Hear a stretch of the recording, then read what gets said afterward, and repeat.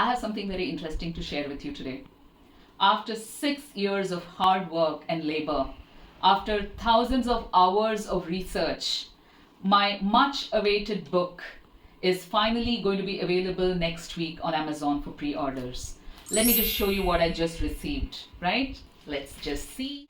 Here it is. My much awaited book, The Growth Scripture, is now out and it's going to be available next week for pre-orders on Amazon. Stay tuned for the link. I'm going to be sharing that with you soon. Now this book, I need to tell you a little bit about this book. It's called The Growth Scripture, right? And it says, let me read that out for you. From goals to growth, how the power of OKRs and OGSM, a framework that you may have not heard of, but let me share more insights on that. How the power of OKRs, OGSM can help build and scale your business. This is what this book is all about.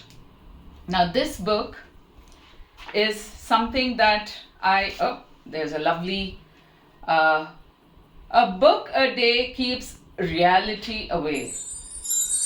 A nice bookmark from my publisher. Anyway, what I want to share with you is that this book, which I researched for several years on, it's a labor of love.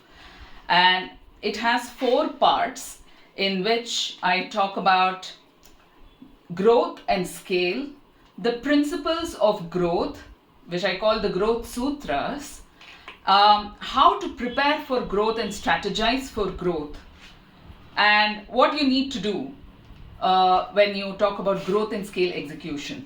In part 2, I talk about how to deep dive into the fundamentals of an organization before you embark on a journey of doing either OKRs or OGSM, right? The fundamentals of organization's existence is what I call it, right? Organization design. How do you design for your organization for growth?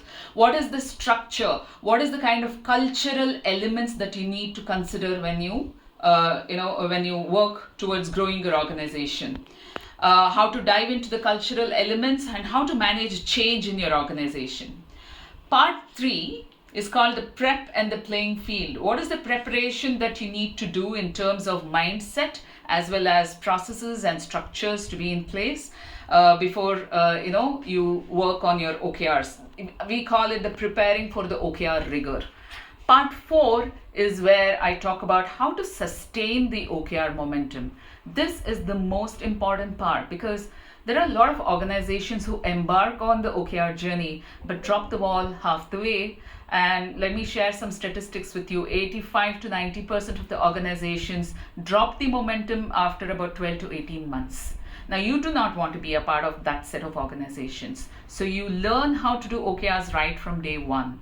Understand the structures, understand the processes, understand the syntax of OKRs and how to do OKRs right without having to make it a very cumbersome exercise within the organization, right? How do you also have an OKR driven performance management system or performance conversations within your organizations? Your traditional OKR narrative talks about how OKRs should be separate from performance management, but here I bust a lot of myths, mysteries and the misconceptions about OKRs and demonstrate to you through case studies how you can have a weightage mechanism and how you can actually combine OKRs for a robust and a solid performance management conversation within your organization, right?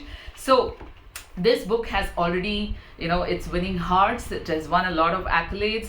The foreword is written by S.V. Nathan, partner Deloitte India, recommended by Kamesh Goel, chairman of Digit Insurance, the first insurance unicorn in the country. It also has won a review and recognition by ex-IPS Sanjay Sahai, who is the founder director of TechCon Pro Consulting, and introduction is done by Deepa Nagarajan, CEO Car Technologies, who was very kind enough to share a very generous, beautiful introduction for the book. He is one of the organizations and one of the leaders who has been very successful in making his organization OKR driven and sustaining the momentum of OKRs in his organization. So It's a book with lot of images, a lot of tables, examples, case studies, and also, you know, several white papers also have been included in this book. So do not miss getting the insights from this book on how to grow and scale your organization. Remember, if you have done goals for your organization and those goals are not translating into growth, you're doing your goals wrong. And let me show you how to do them right. Right? By the way, I also call this the scripture, because the scripture is basically a collection of eternal, timeless principles, and that's what this is all about. So any organization that's looking for growth, which is looking for development, which is looking to sustain the momentum, a startup, an established organization, go grab this book.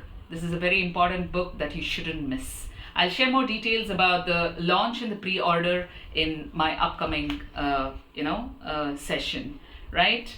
Thank you so much. Stay tuned for more details on the growth scripture.